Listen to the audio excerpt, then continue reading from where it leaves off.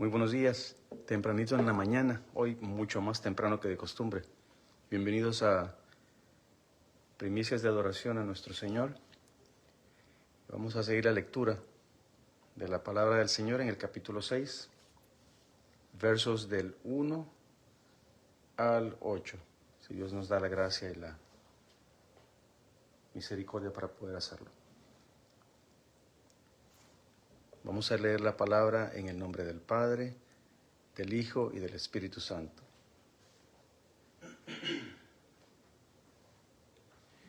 Y dice, subtítulo, La maldad de los hombres, empezando en el capítulo 6. Aconteció que cuando comenzaron los hombres a multiplicarse sobre la faz de la tierra, y les nacieron hijas, que viendo los hijos de Dios, que las hijas de los hombres eran hermosas, tomaron para sí mujeres, escogiendo entre todas. Y dijo Jehová, no contenderá mi espíritu con el hombre para siempre, porque ciertamente él es carne, mas serán sus días 120 años. Había gigantes en la tierra en aquellos días, y también después que se llegaron los hijos de Dios a las hijas de los hombres, y les engendraron hijos. Estos fueron los valientes que desde la antigüedad fueron varones de renombre. Y vio Jehová que la maldad de los hombres era mucha en la tierra, y que todo designio de los pensamientos del corazón de ellos era de continuo solamente el mal. Y se arrepintió Jehová de haber hecho hombre en la tierra, y le dolió en su corazón. Y dijo Jehová, raeré de sobre la faz de la tierra a los hombres que he creado, desde el hombre hasta la bestia, y hasta el reptil y las aves del cielo, pues me arrepiento de haberlos hecho. Pero Noé halló gracia ante los ojos de Jehová. Y esto, hermanos, es palabra de Dios. Mucho que analizar aquí. Vamos a tratar de hacer lo más práctico posible. Sé que hay muchas preguntas, yo las tenía. Y uno de los primeros conceptos que quiero analizar es los hijos de Dios. ¿Qué son los hijos de Dios? Bueno, lo que se considera los hijos de Dios en este contexto y basado en otras escrituras de la Biblia, hay tres teorías primarias, dicen los conocedores, sobre los hijos de Dios. Por ejemplo, la primera es el término que los hijos de Dios describen ángeles, y eso lo podemos ver en Job, del capítulo 1, verso 6, en el capítulo 2, verso 1, y en el capítulo 38, versos 7. So, Job 1, 6, 2, 1 y 38, 7.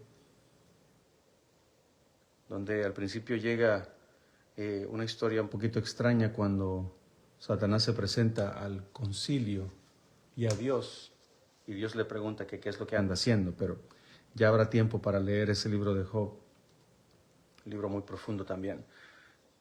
Y también vamos a ver si más adelante aparece una anotación con respecto a los ángeles caídos. Se habrá que eran ángeles, y vamos a ver en el contexto también de lo siguiente. Entonces, la otra teoría o posibilidad es que los hijos de Dios eran los descendientes de Seth, que se casaron con las hembras descendientes de Caín. Entonces, ¿se acuerdan los que les dije? Aun y cuando Caín había hecho maldad, su descendencia empezó a tener ciertas habilidades y talentos para poder crear la civilización y multiplicarse y ser fructíferos. Como habíamos mencionado, el plan de Dios no se detiene, pero el plan de Dios es perfecto. Y sobre la línea de Seth, ¿se acuerdan lo que les mencioné? Va a venir nuestro Señor Jesucristo en carne. Entonces, el argumento de quienes apoyan esta segunda versión es que, una vez más, los hijos de Dios son considerados de la línea que Dios ha escogido, que sea la línea donde viene nuestro Redentor Jesucristo, casándose con las mujeres descendientes de Caín. Una tercera vista de los hijos de Dios fue que reyes poderosos estaban colectando esposas, liderando al principio y creando al principio lo que llaman una poligamía real. En cualquiera de los casos, las relaciones parece que habían estado envueltas en una perversión sexual. Y ese es el problema. Cuando los hombres tomaban a cualquier mujer que ellos querían. Y ese no era el diseño de Dios, ¿recuerdan? El diseño de Dios era de la misma creación de hombre y mujer se unan, dejen a su padre y a su madre, obviamente, y se unan y se multipliquen y sean fructíferos. El sexo no tenía ningún problema, era parte del plan de Dios también para la bendición que tiene, que somos su creación, que somos nosotros. Entonces, eso es interesante con respecto a los hijos de Dios. Y personalmente, me apoyo más a la versión de que estos son ángeles caídos. Vamos a ver más adelante si podemos ver en Judas, hay una escritura en Judas 6.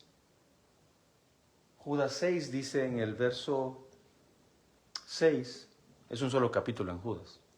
Entonces, Judas 6 dice, y a los ángeles que no guardaron su dignidad, sino que abandonaron su propia morada, los ha guardado bajo oscuridad en prisiones eternas para el juicio del gran día. Esto, aunado a lo de Job, yo me inclino más a pensar que los hijos de Dios se refería a ángeles.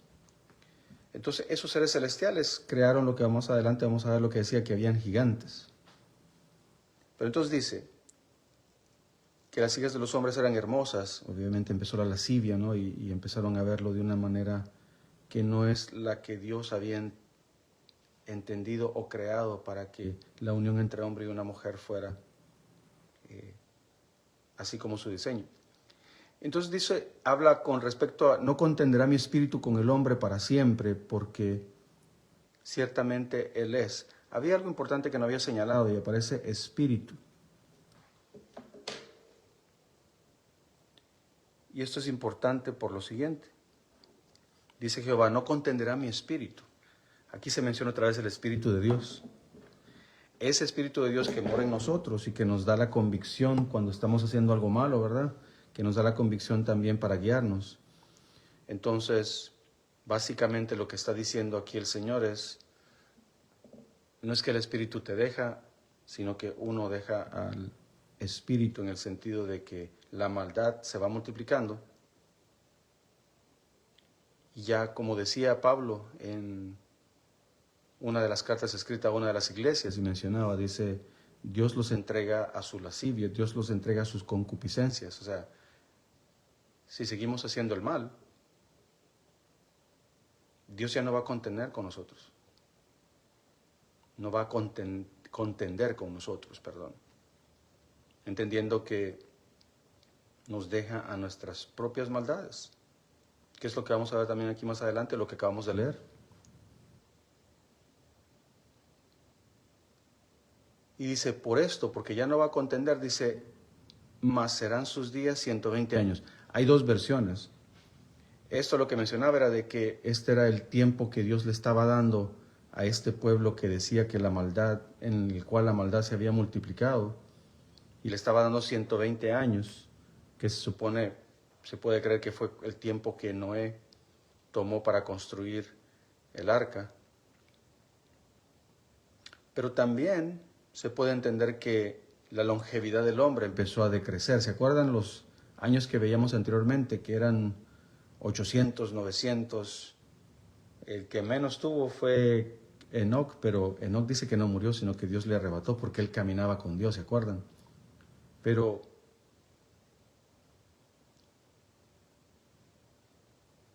también me llama la atención que, y más adelante, dice que Moisés murió a los 120 años. De cualquier manera, el punto era que el pecado nos lleva a la muerte, no solo a la muerte espiritual, pero también nos lleva a la muerte natural. Tal vez Dios tenía una intención que nosotros tuviéramos más años de vida aquí en la tierra. Pero por el mismo pecado que nosotros mismos causamos y que seguimos multiplicando, desafortunadamente, los años de vida y de fortaleza en nosotros va disminuyendo. Recuerden, una vez más, todo lo que hagamos hay una consecuencia en ello.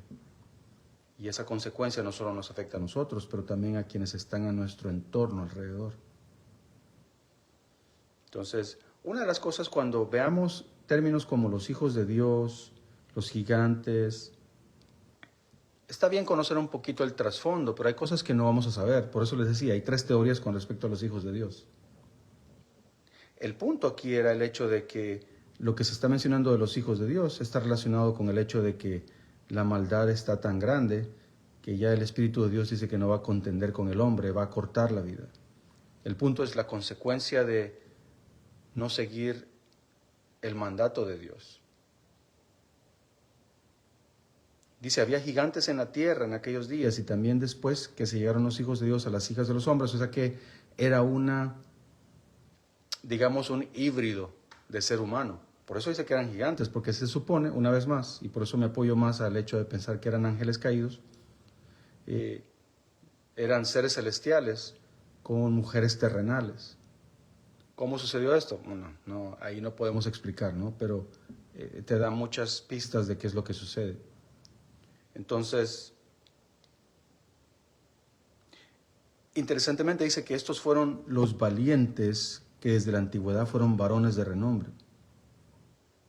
Claro, el problema es que esta historia está asociada con el hecho que la maldad de los hombres era mucha en la tierra.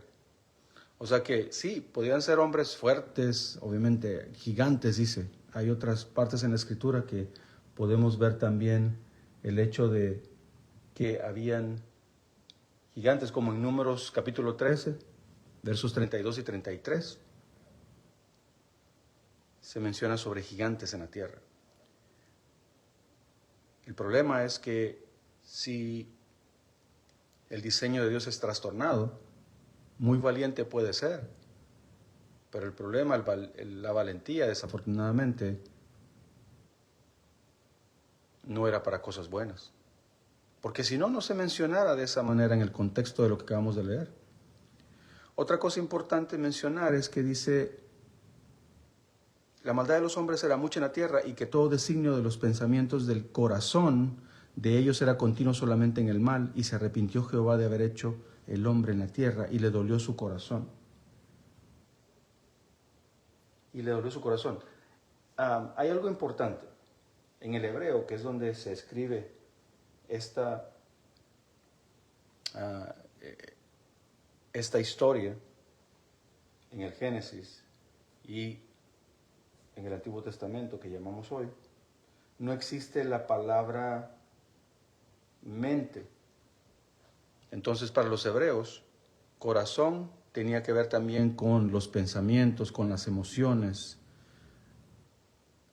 No estaba dividido como ahora. Entonces, eso es importante. Cuando habla de corazón, también hablaba de la mente. En su mente había un continuo mal. Siempre estaban pensando hacer el mal. Obviamente era un sentimiento combinado ahí. Por eso aparece corazón, pero se refiere también en la mente.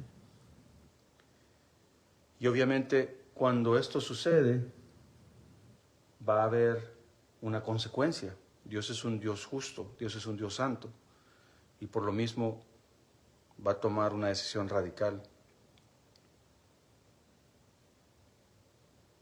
y decide que va a raer, que va a eliminar de sobre la faz de la tierra todo hombre creado.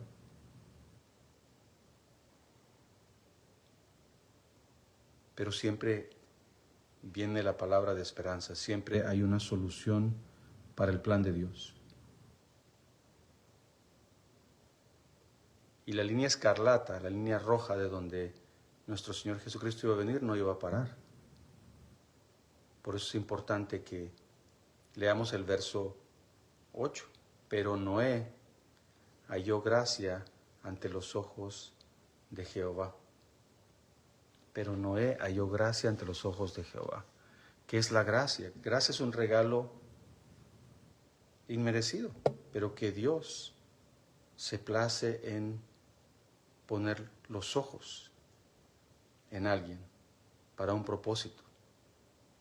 Cuando usted y yo somos llamados a un propósito, y cada uno de nosotros somos llamados a un propósito de tener la relación con Él, a un propósito de hacer el bien, a un propósito de multiplicar y ser fructíferos.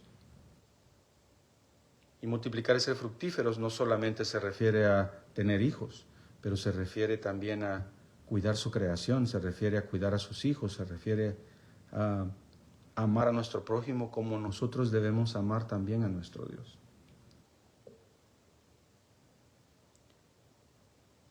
Por eso titulé también, hablando un poquito de lo que acabamos de leer, el tema de hoy era "Y le dolió su corazón".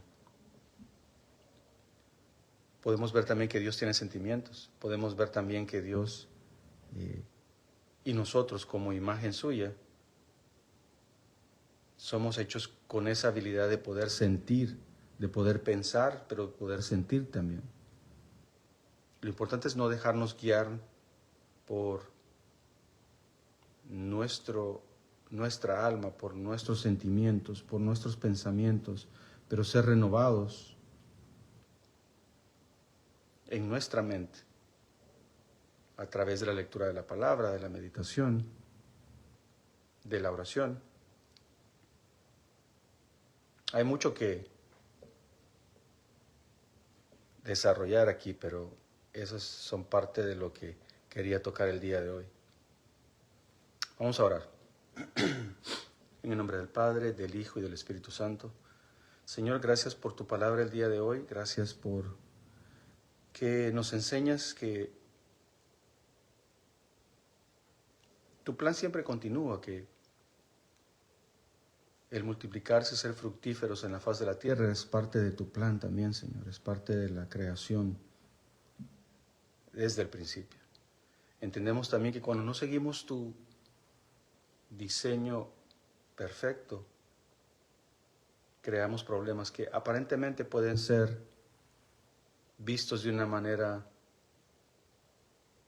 fructífera, buena, pero si está lejos de ti, nos estamos corrompiendo nosotros mismos.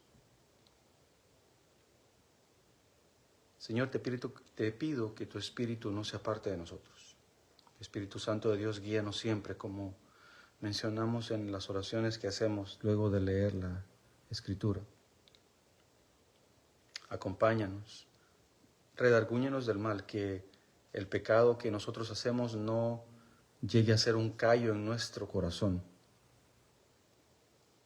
Que realmente cuando hagamos mal, busquemos rectificar ese mal, pidiéndote perdón a ti, pero también pidiendo perdón a la persona si es que le hicimos daño a alguien directamente. Señor, sé que cuando nosotros pecamos, tu corazón te duele. Tu corazón, Señor, se entristece. Señor, que no entristezcamos tu corazón, que no entristezca tu corazón, y perdóname por los pecados que pude haber cometido el día de ayer, los que pueda cometer ahora como ser humano imperfecto, pero que busque siempre tu presencia. Señor, yo sé que tú tienes gracia sobre tus hijos. Tú nos das un regalo inmerecido por quien tú eres, no por quien yo soy.